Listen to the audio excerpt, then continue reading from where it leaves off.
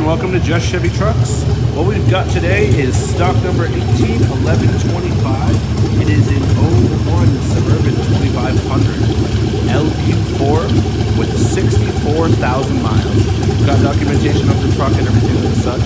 However, they disassembled the truck. They did it poorly, as you can see right there. They just decided to cut things out instead of fold it on the correct way. So what we do is we have one of our standalone wiring on this truck right now.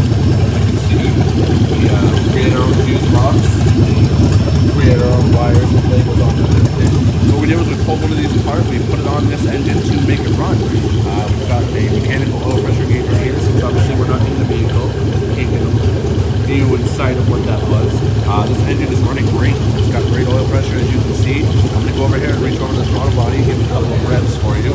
Keep in mind we don't have an exhaust on this, so it's going to get very loud.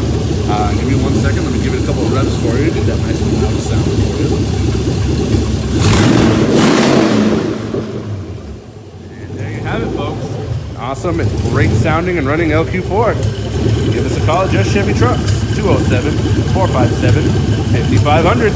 Have a great day.